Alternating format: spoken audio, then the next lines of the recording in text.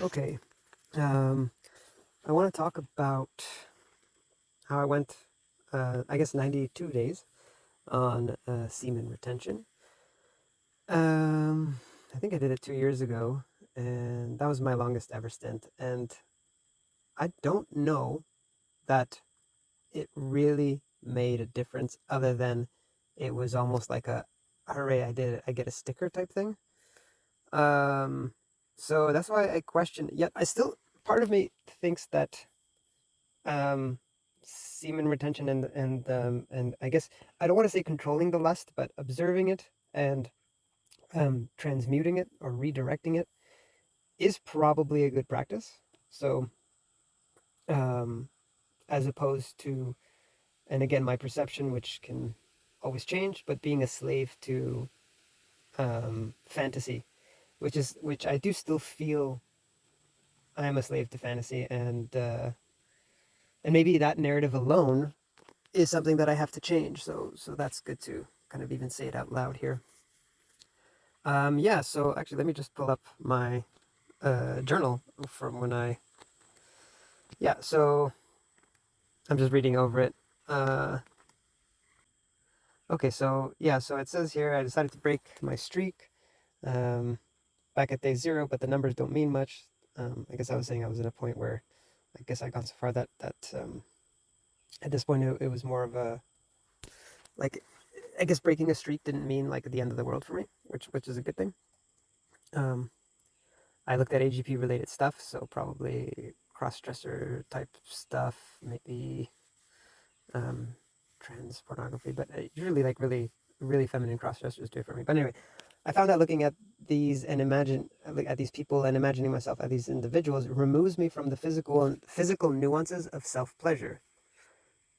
I said even the ejaculation was quite underwhelming. Like, oh, that was it. So I realized a big part of masturbating has been the cerebral pursuit of new content to stimulate myself to. Um, an interesting thing to observe as this tends to mirror my day-to-day reality, addicted to novelty, or constantly seeking new things to stimulate myself through. If harnessed creatively, this might be powerful. It's tricky anyway. I feel it wasn't worth it to release in this manner. Anyway, um, then the next day, after the 9 days, I guess I did it again and said, ejaculated this morning. I looked at a variety of shemales coming. It was extremely stimulating. I actually feel as though I'm buzzing. My average mornings have been low energy. If I can find a way to have high octane creative energy bursts in the morning, even though ejaculation on chemical levels is creative, it's rather unproductive and over time energy depleting.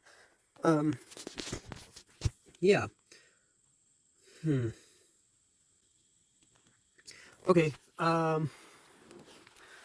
get, there's more to say about this. Anyway, so did 90 days of, and this is me reflecting now, and I'm reflecting. It's just sort of almost like I'm trying to put myself back in the space I was 2 years ago, and but not me being there, but rather almost me standing sort of 10 feet away from myself, sort of shadowing myself from 2 years ago, and seeing if this actually has any effect. So, in a bit of context, I did 90 days semen retention. I also went off of social media in a way where I actually permanently deleted my socials.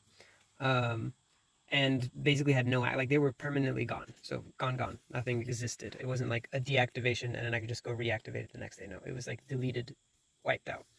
I don't know, maybe Facebook and Instagram keep all your stuff somewhere cataloged to create some weird AI generated version of you, but who cares? I don't know about any of that stuff. But for me, it was inaccessible. And I know in this time period, while I was on semen retention, I noticed I was binge watching YouTube like crazy. And that's something I still have a bit of an issue with, where I just binge watch YouTube, and it's a lot of like a spiritual self help kind of. I want to say garbage because a lot of it is garbage. Um, and I don't know if there's also the term of oh, what's it? Motivation porn. Yeah, it's motivation porn of like listening to motivational, spiritual, you are okay kind of thing, is is a bit like falsely reassuring. But anyway, so I was in on that, and so then after that, I went on. So a few months in on that, I decided I don't know exactly the timeline because I didn't catalog this. I actually kind of catalog this in the form of video entries on a different channel. But I went 40 days no YouTube. So no YouTube. And at this point I was social media free. So I literally must have, I guess I was listening to audiobooks, which I enjoy very much, especially while I was doing a lot of outdoor work.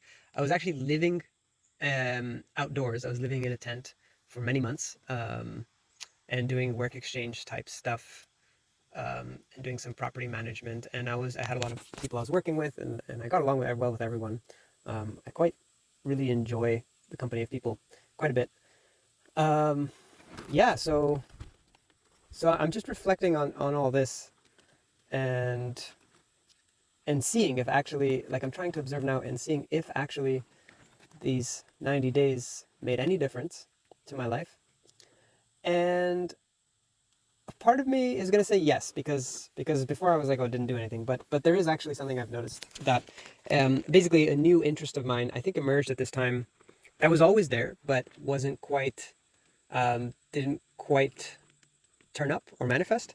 So anyway, so yeah, I didn't get clarity of vision for my life. I'm still not doing well financially. And since then, actually, at that point, I had come out of a relationship, and that whole summer got basically no female interest whatsoever. So I think I was still in a bit of a withdrawal and neediness thing of like, I just want some attention. But yeah, I'm trying to think. Yeah, the state I was in and how all this affected. I'm trying to think. Yeah, the state I was in and how all this affected me. Well, I'm just taking a moment to pause and think. Yeah, so 40 days no YouTube. Did that do anything to me? I think I was getting more into writing and I want to say mild meditation, just sitting still for maybe 10 minutes a day, and kind of observing my thoughts. So perhaps all of this may be a little more observant of my thoughts, but I find I've always been observant of my thoughts, like even well before doing this. I've just been very attentive to my thoughts and always curious about the roots of it. But perhaps these 90 days plus, and within that 40 days of no YouTube, kind of amplified my self observation a bit. Or if maybe amplified is not the word, but perhaps revealed things that, like, maybe details that can't be observed or are harder to observe when you have a bit of the brain fog. Yeah, I also don't consume any type of stimulants. Like, I haven't smoked weed in, I don't even know, like 8 or 9 years. Booze, just, I haven't done it in many years because it makes me feel sick. I do enjoy being drunk, but I don't enjoy being sick. So being sick holds more weight to me, so I just don't really drink anymore. And I do enjoy psychedelics, but I only do them very, very, very conditionally in certain settings. I really, really enjoy them, but if those settings aren't met, I'm pretty rigid with them. So yeah, no substances either.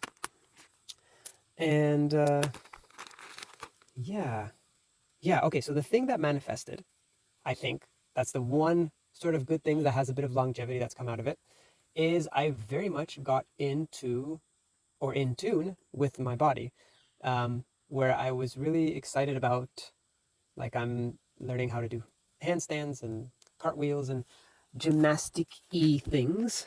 So I guess I can attribute perhaps perhaps having this sort of, not even free time, because I don't even think it takes up that much time, but a little bit of free time plus, like, like, I guess moments of just like, well, what can I do now? I found myself actually, when I was cleaning out my spaces, I would put on music that I really enjoyed and clean and dance to it, and it was very, very nice. It was very nice, actually. And in those moments, I kind of really let myself go and escape, and I found myself kind of doing these roles and And actually, I wasn't new to movement in any way. I was into some stuff already. I've been doing certain styles of dance and learning, and I've taken some martial arts and knew how to do some certain roles. So I was kind of incorporating that and just really getting into this stuff and learning to do handstands kind of on my own without any formal training.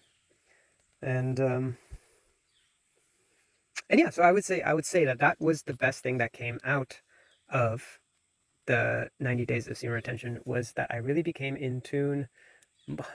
Not really, like I said, I was already kind of into my body, but I think it made my curiosity to explore it and be a bit more disciplined with it a little bit further. So then I kind of started working out a little bit more. Um, and I've never been like really a stranger to exercise and working out, but um, I guess it accelerated my desire to just do it on my own a bit further. And since then, so 2 years ago, I think I'm probably the strongest I've ever been.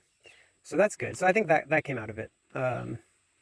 But in regards to my AGP, I don't know that perhaps I'm gonna say that the best thing that came out of that is my ability to, I guess when I go on like longer streaks, my ability to just really observe the things I'm consuming, and like sort of be able to observe myself a little bit from a third person rather than just get fully swept away in it.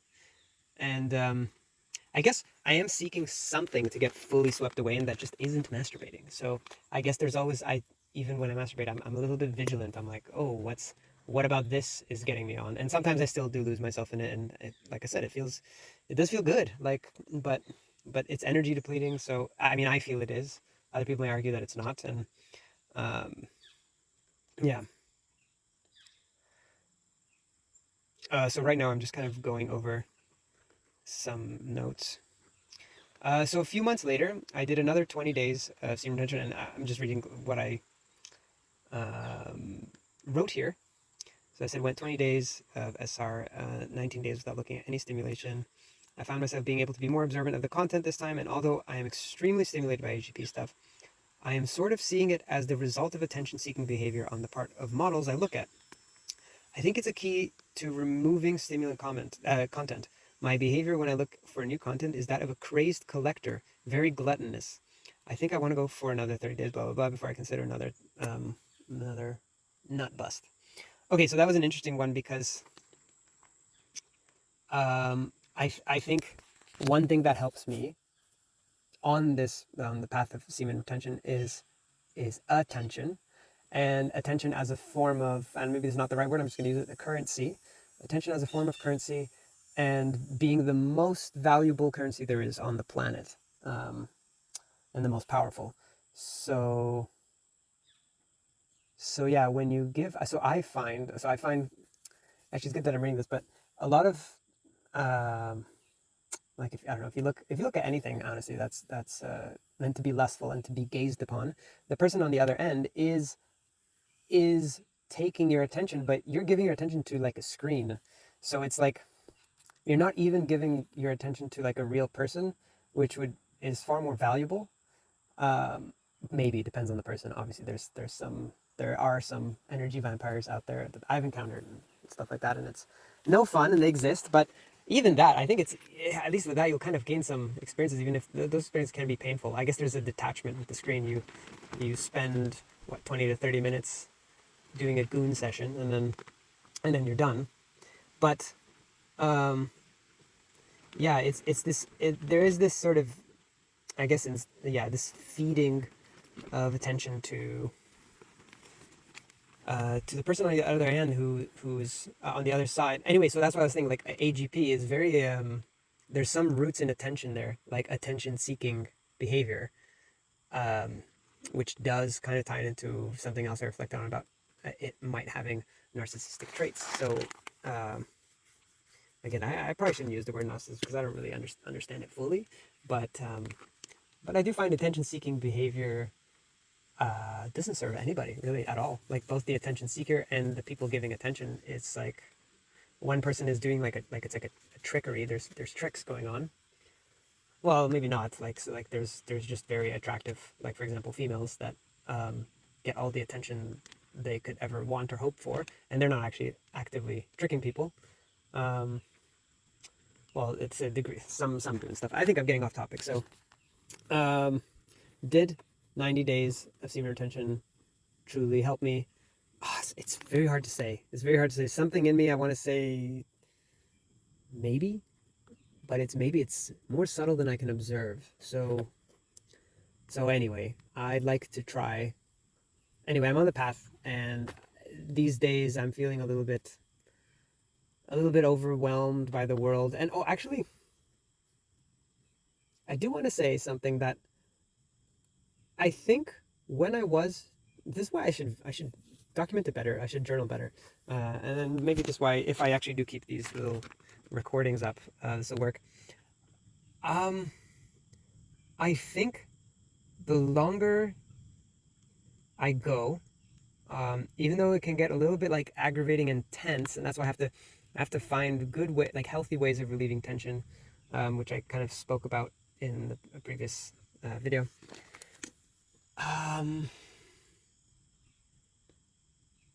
Yeah. Oh yeah, so what I was saying is that I feel less overwhelmed by things. And if I am able to actually, I think there's a bit of a threshold. If I can break the threshold of, so right now, a big coping mechanism of when I'm feeling overwhelmed is to escape into my fantasy realm, to feel comfort. And that is where comfort lies for me currently.